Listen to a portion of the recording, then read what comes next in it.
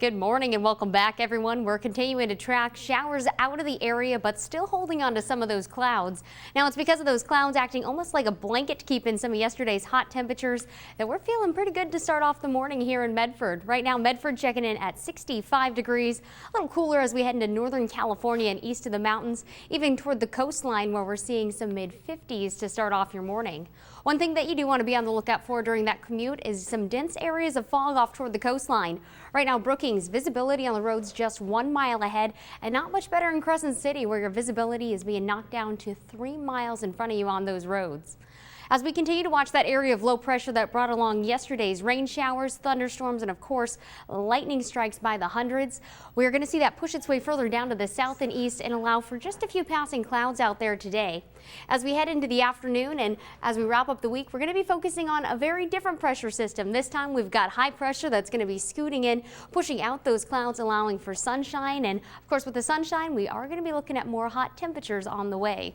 Across the coastline today, really not looking bad at all. The one thing that you do want to look out for will be those areas of morning fog. But aside from that, mostly sunny sky going to make a comeback and help most of us climb into the 60s.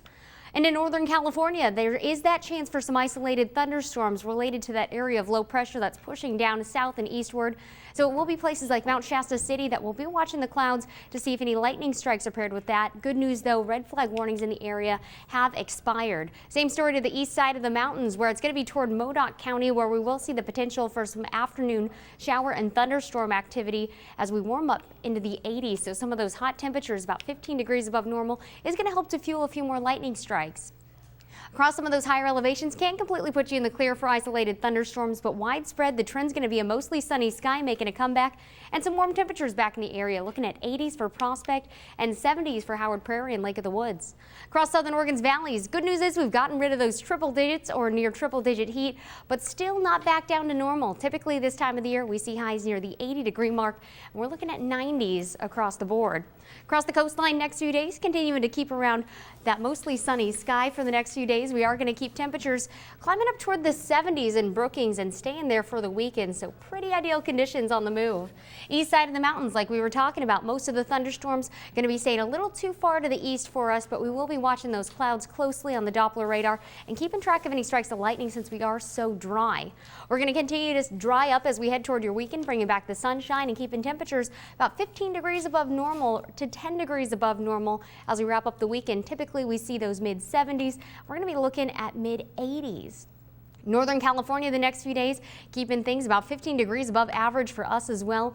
Instead of those triple digits or near triple digit heat moving in, we're going to be staying near 90 degrees. So that's well above those mid to upper 70s we typically see, but we'll slowly start to cool down into next week. Best chance for some thunderstorms going to be moving in as we add in that daytime heating, and most of the activity a little farther down to the south. It'll be places like Mount Shasta City, though, that will want to be on the lookout.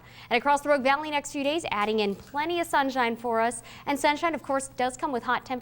Good news, though, not looking like the triple digits, which we've been seeing really for most of the week, are going to be sticking around. Instead, though, we are going to be about 10 to 15 degrees above normal. So instead of the 80s, looking at 90s. So for a change, 90s actually going to be feeling a little bit cooler out there.